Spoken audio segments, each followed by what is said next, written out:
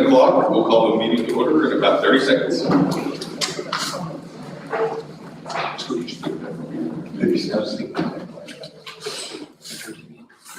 Give them a heads up.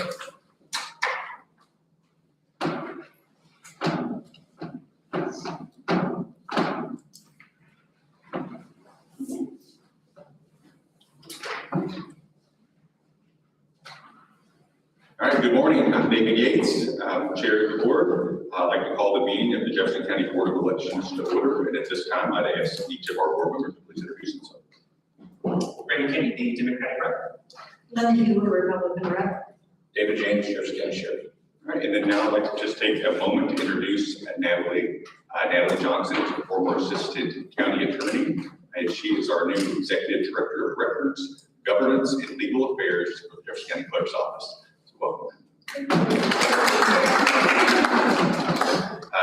I know most people know Natalie because we had the benefit of working with her a whole lot during the transition, and Drew coming in has been absolutely invaluable. I have known Natalie for a long time, as in different roles. I got to work with the county attorney's office, has always been exceptional, and we're very lucky to have her, so thank you so much. So now I'd like to take a moment and just make sure that anyone here, if you'd like to speak, members of the public, that we just ask you to contact us before the meeting so that we can consider anybody and adding them onto the agenda. I know sometimes in the past we've had a few people want to step up, and I want to make sure that we're able to stay on track. So just make sure that we know that. The second item on the agenda is to accept the agenda.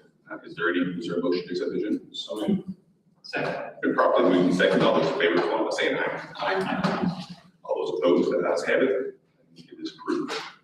The third item on the agenda is approval of the minutes from the May primary election. May I have a motion? So moved. Second. Properly moved and second. All those in favor, respond by saying aye. Aye. Those opposed, ayes have it. The motion is approved.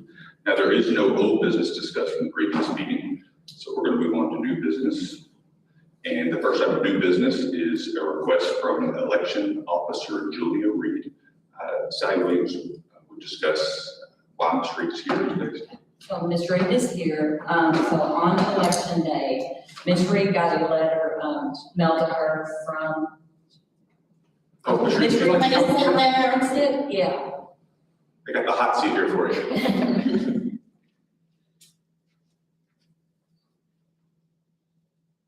Please be careful of that cord right there. Yeah. I see it. That's your lawyer in there.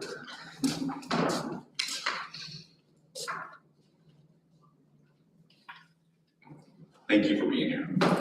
So Ms. Reed had a letter mailed to her from the election center stating that she would no longer be an election officer on election day. We had to send a deputy sheriff to the Tully location. Ms. Reed and another election officer were arguing. And then we also had to send later in the day, we had to send a county clerk employee there because they're in the, I think St. Matthews part or J-Town part, sorry. And the correct ballots were not being given out, and 3 voters got to go vote without signing the e-poll. So Ms. Reed has the option of coming before the board and basically pleading her case with you all, and then you all get to vote whether she can continue to be an election officer. Ms. Reed, you and Jay, would you like to say to the board? I'm sorry. You said that you wanted to address the board? I didn't hear what you said. You were here to address the board. Did you want to address the board with? Yes, I did. Okay, the floor is yours. Want me to state my case? Yes, ma'am. Yes, ma'am. Okay, the woman who was a clerk there, I had worked with her 4 or 5 years before, and there was never any problem between us. On election day, when she got there, she was very frazzled, disorganized. Finally, she had no place in Toll until about 10 o'clock. She was getting the wrong ballot there. we weren't sure which ballots to use. Some of them didn't have the J-Town council members on it, you know, some of those out-of-town ballots or whatever. And so we were passing those ballots out instead of the regular ballots. And she was arguing with me for some reason. I was just defending myself. You know, when somebody argues with you, you argue back. And that's what had happened. I'm not disrespectful, I'm not argumentative. Anybody that knows me will tell you that. Can you tell us, with the ballots, is my primary concern, because obviously the training had gone, people have been trained, and we did that. How was it that they were to hand the wrong ballots? How did that happen? Well, what about the 4 ballots, is that what you said? The thought was 3, how did those 3 I'm not ballots? having to the 3 or 4 ballots, what do you think happened? How did that happen? How did what happen? You just told us that they were handed the wrong ballot. Some of them are, and you're saying that 3 or 4 were. I'm sorry, I understood your testimony to say that someone had handed out 3 or 4 ballots that were incorrect. Can you tell us how that happened? Right, there were ballots all around, and some people just handed them the wrong ballot. And I wrote it in the sheriff's report, I was the sheriff, yeah, and and I wrote it in the I'm sheriff's sorry, you do have. Yeah, you have a copy of it. I think the issue is that J-Town has several split precincts, so some of those people that live in that precinct are in the city of J-Town and some are not. So if they're not looking at the poll book to determine which precinct in small city the voter votes in, that's how the election officer is saying how. And That's that's, how that could happen. and that's one that we discussed with the mayor prior and proper training to make sure that was not supposed to happen.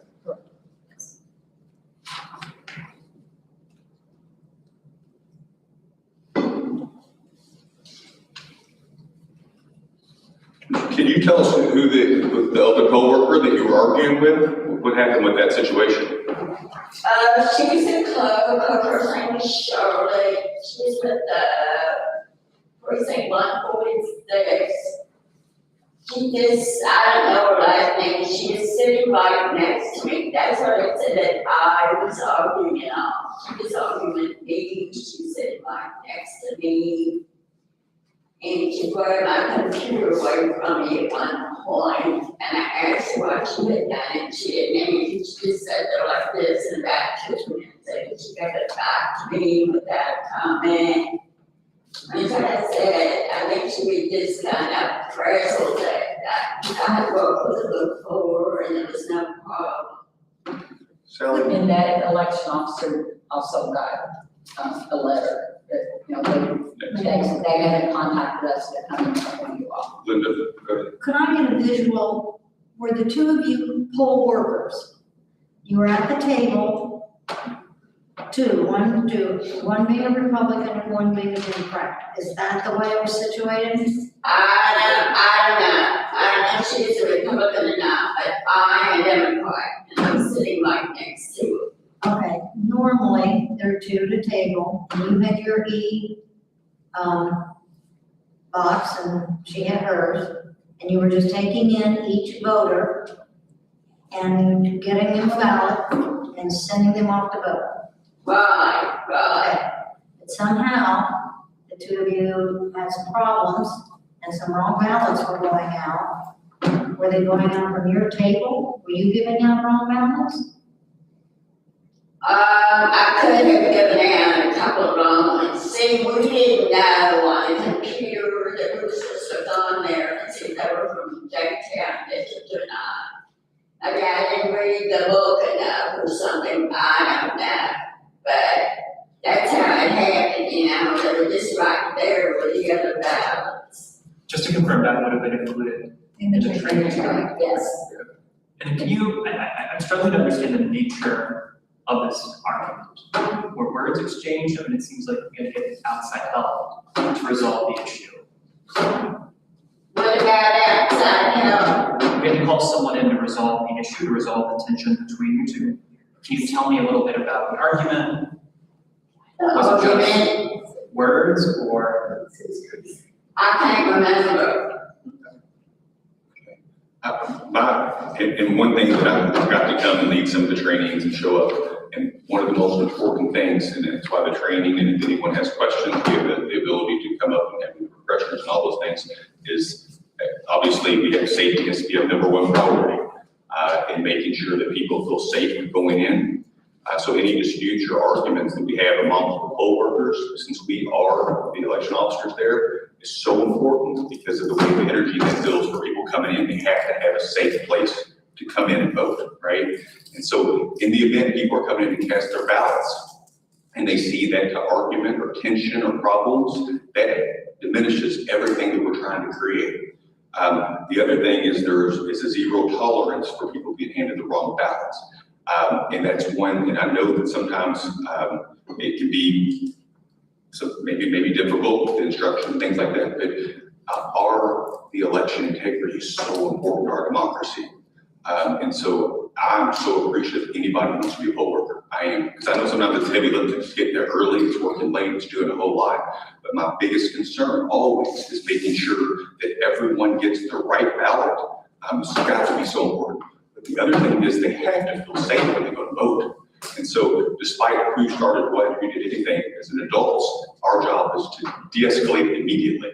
And so I think that's the reason that not just one person, but both individual poll workers, you and the other individual, were both asked, saying that either regardless of who started what or who handed out the wrong ballot, the computer was taken away.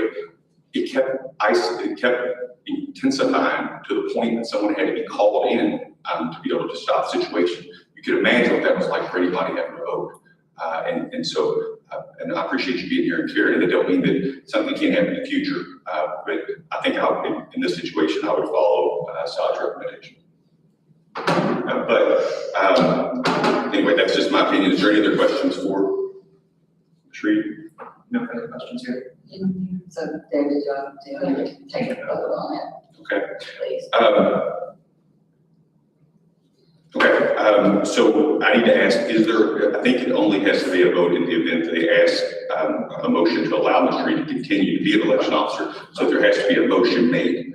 If no one makes that motion, then there'll be no vote in the statement second.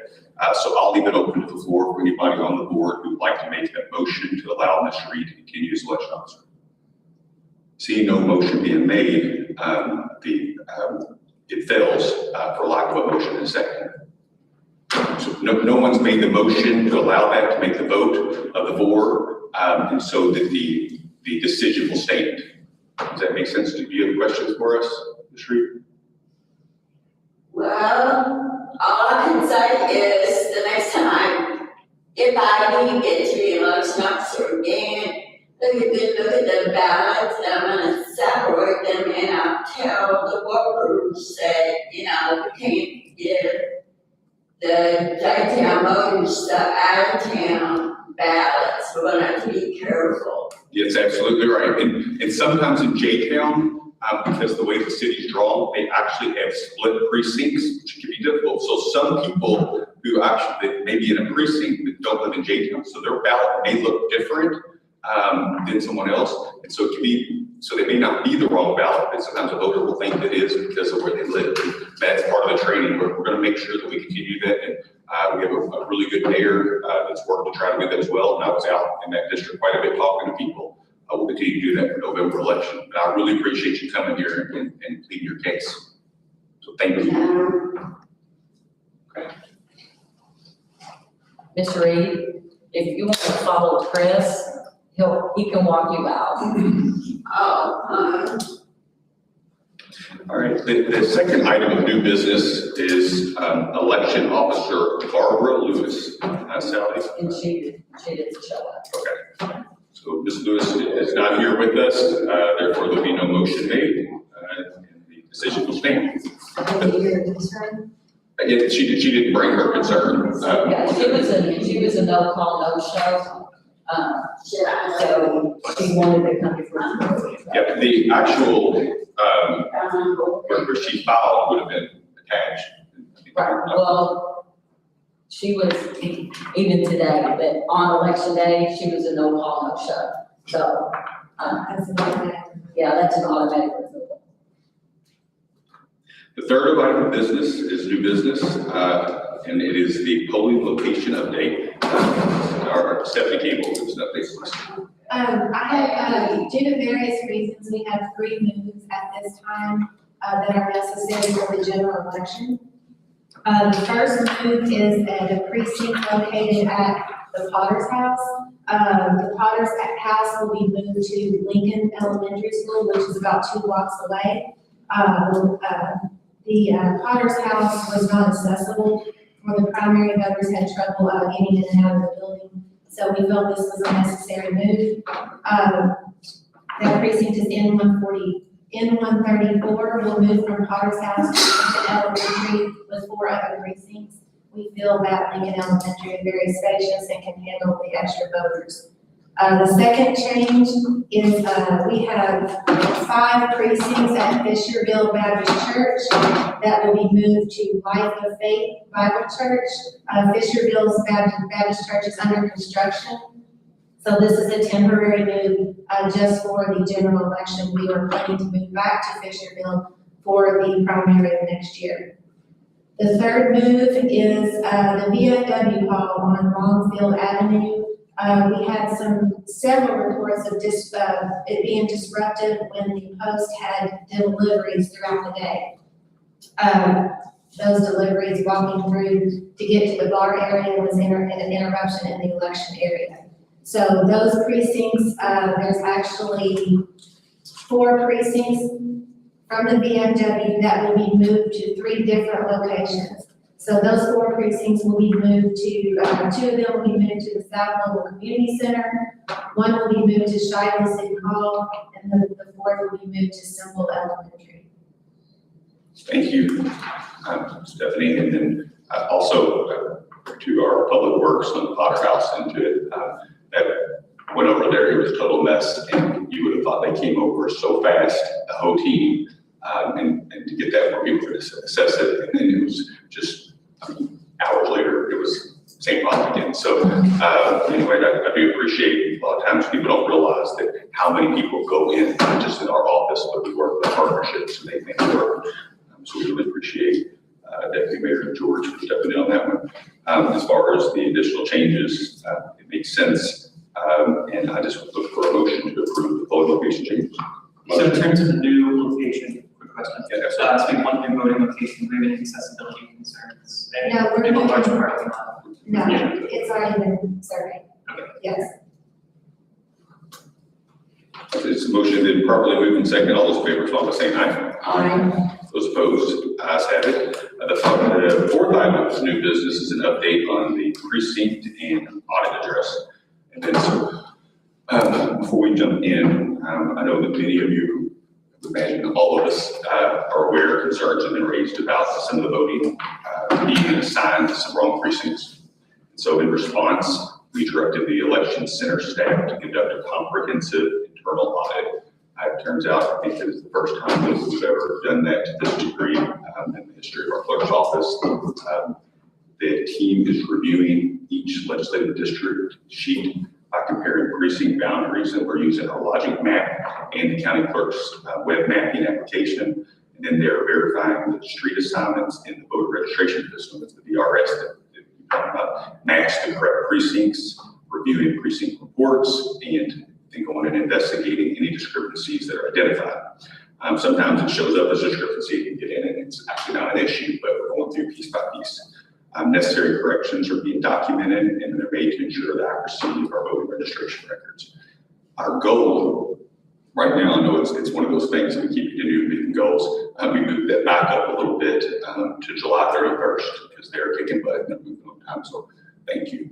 I know this is so much work, and I do. And so I just please know that we're so appreciative of this team. Just the amount of time and effort and long hours we're going into it.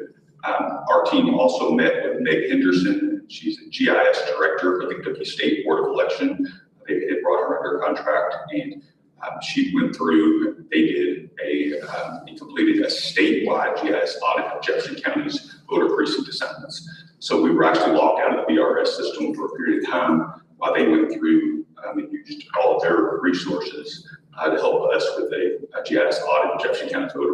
precinct assignments. The audit found an overall accuracy rate of 99.595%. So we look at that, I was trying to figure, I think 99.595% can sometimes you can say, well, that sounds pretty good. With elections, we strive for perfection, knowing that that's always impossible and nobody's going to be absolutely perfect. We strive for as close to absolutely perfect as we can. Knowing that voter registration is always a moving target. We have 585,519 registered voters right now. Right now, the discrepancy, it showed a small percentage of records identified for further review. And so that even then, once you get further review, you can find out what is the percentage that, of the numbers that looked like it needs further review are 2,186. So 2,186 have been identified as needing further review. And some of those addresses could not be geocoded. And you think about maybe an address that used to be a business or it's a mixed use, or put down the business address, sometimes that can throw it off. Unhoused individuals, sometimes you'll have people who are put down unhoused, so you can't geocode some of that. We can really, so it doesn't necessarily mean that they're wrong, it means that it's difficult sometimes for other precincts. A big part that we were really diving into is this precinct county border lines. And so we know that's an issue with a lot of our counties. We talked about this, work with our PBA. We know there's been litigation. So these precinct county lines, there's maybe some errors there. And we're going through and looking for any clerical errors. Whether it's someone typed it in, remember this is dating back, these records are from 2012.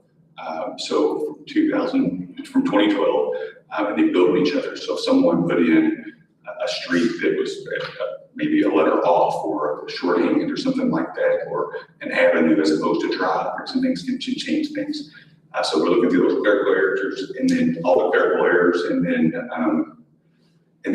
sometimes the other one is if they're building, sometimes what you would be a residential property that gets put in, or maybe it's zoned commercial, and it winds up, so because it got zoned commercial, it would be coming up as not correct because of the zoning change, even though someone may actually be their home as registry. So when I say that we're identifying review for primarily that need additional review, we're still going through.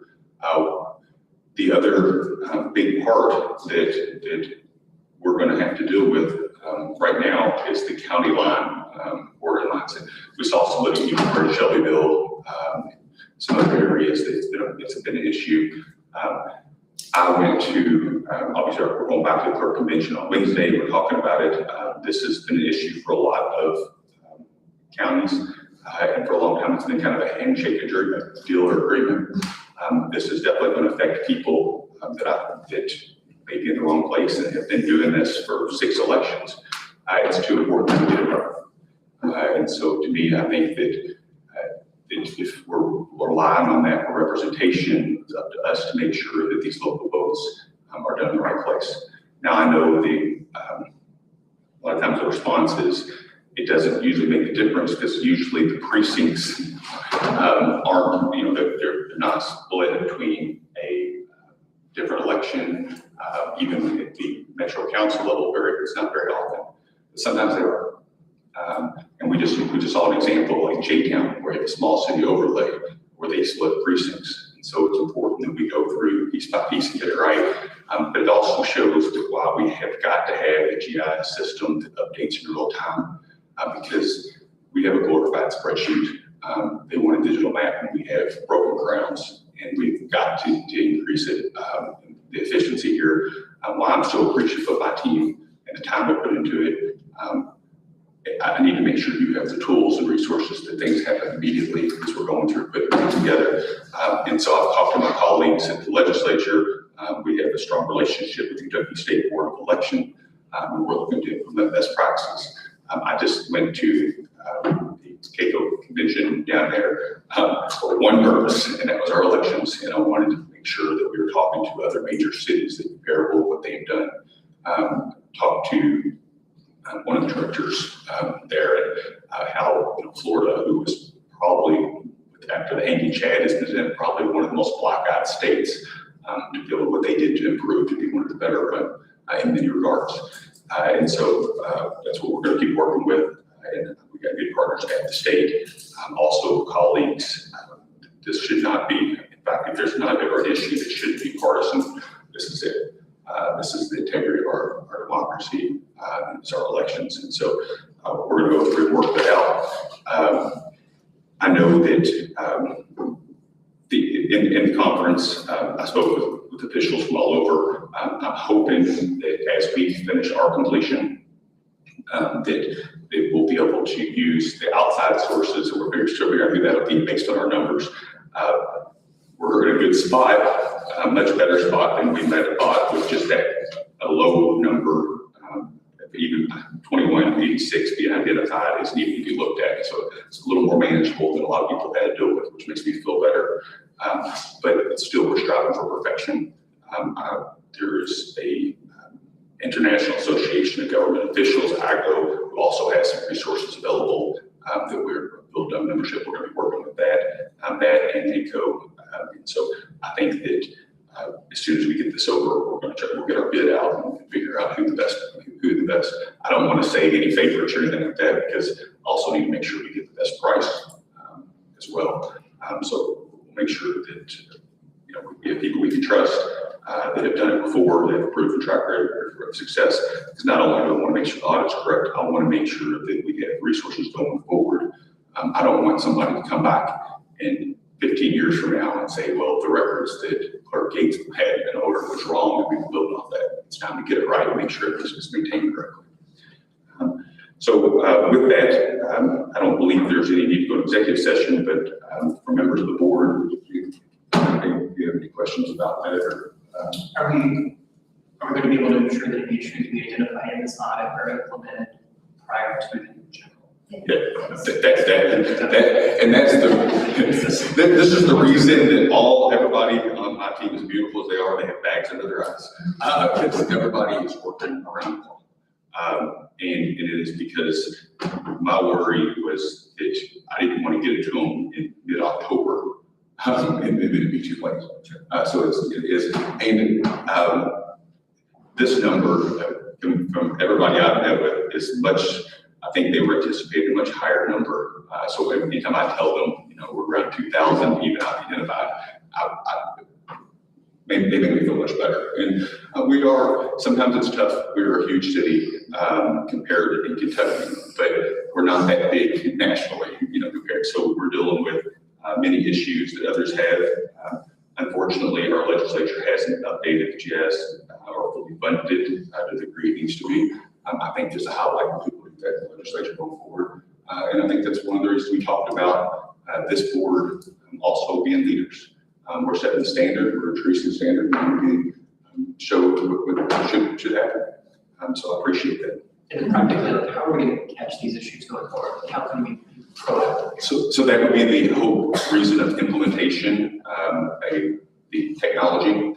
Right now, it is very difficult unless you go audit by audit, because if we looked at it right now, the overlays, sometimes they're just wrong.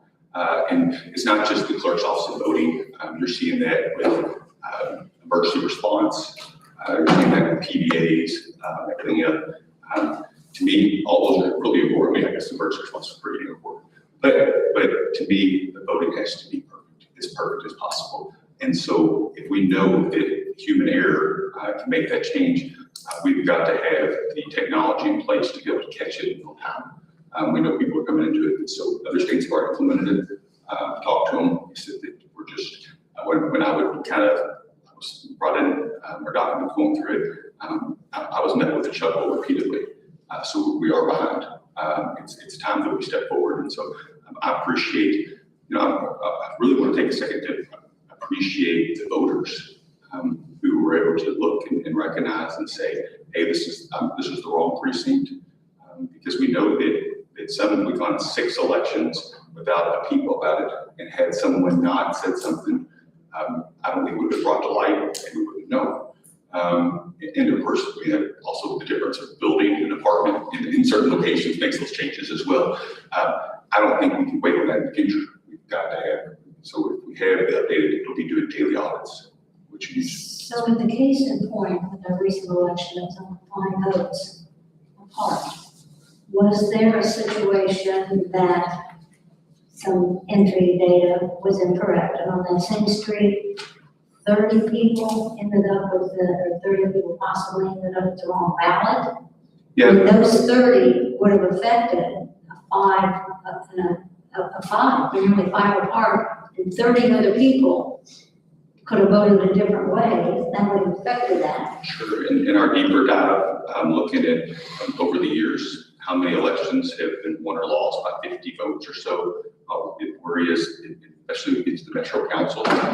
Did you have 100 in the wrong precinct here? Did you have this? And that's why it matters. And so when we go to the legislature and we talk about the price tag, I also need to be able to give real examples that we have.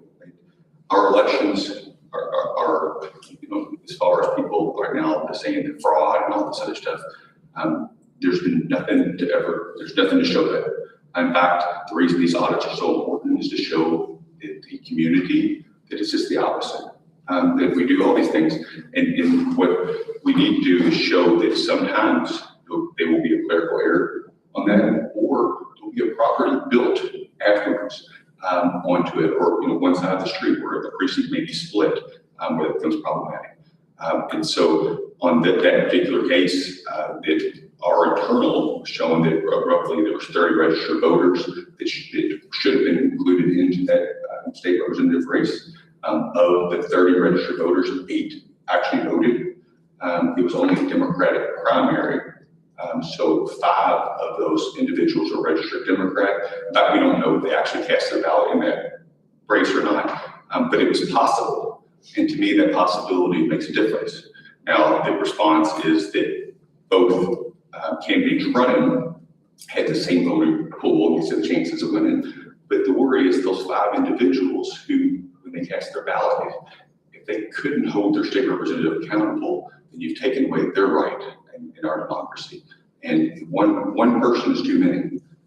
Before I decided to run, I always remember that phone call I got. I was a state senator, and they were upset because they were sent home in Dawson High School because of the shutdown, the voting polls. And then they came back, and it was too late, and she had never missed a vote. And just emotional. And it stuck with me. She was friends with my grandfather, and make sure very boisterous about it, but it stuck out, and I thought, one's too many.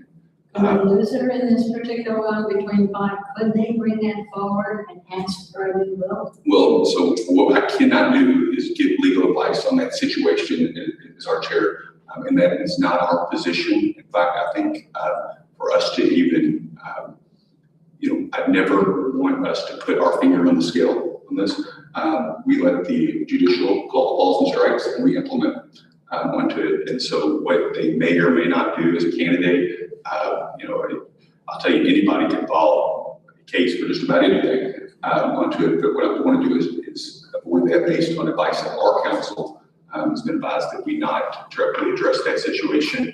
And again, I want to be as fair as we can, because not only from transparency to what we do, we don't want to seem like we're picking favorites in any situation. If the candidates came forward though and pushed the issue, then we would have to respond to that, right? We respond to the courts. Right. Always. Yeah, we always, regardless of what happens, we're responsive to the courts, and that part of the job outside of the chair of the board is county clerk, is we're responsible to the courts on all kinds of issues. But we don't make a decision. We let the courts decide whether it's a vote for vehicle registration or whatnot, and make a decision that we implement.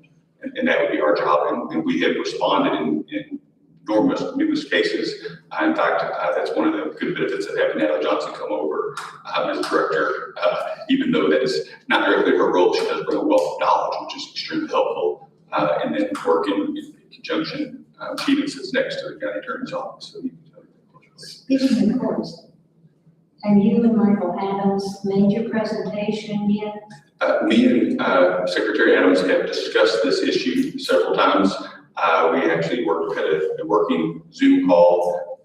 We were concerned not necessarily about this audit as much as the county lines where they're drawn. We brought in, had a working Zoom with the PBA. I think his position is very different than ours locally. And so he's waiting to get information. I just thought it was, for respect for him and his office, we want to make sure that he's clued in to know what's going on. And knowing, because he's dealt with 120 counties onto I it. think I was referring to the one that had come here from the federal.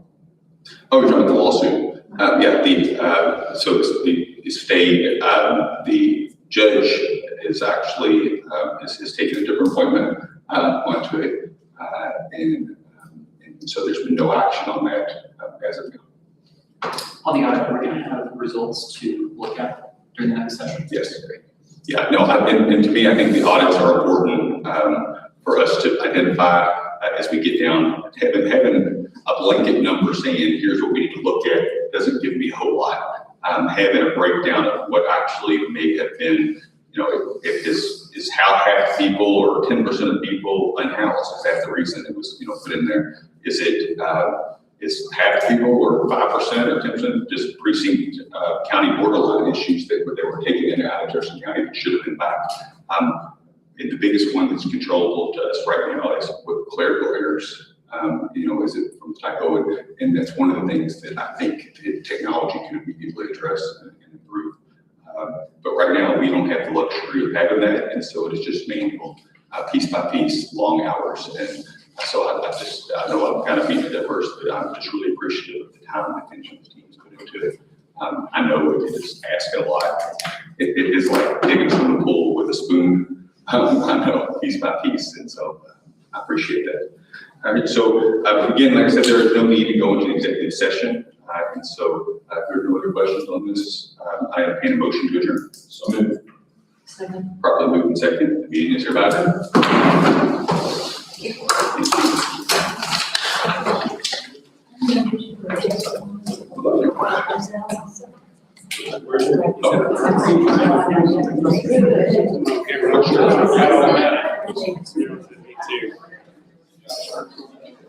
Thank you.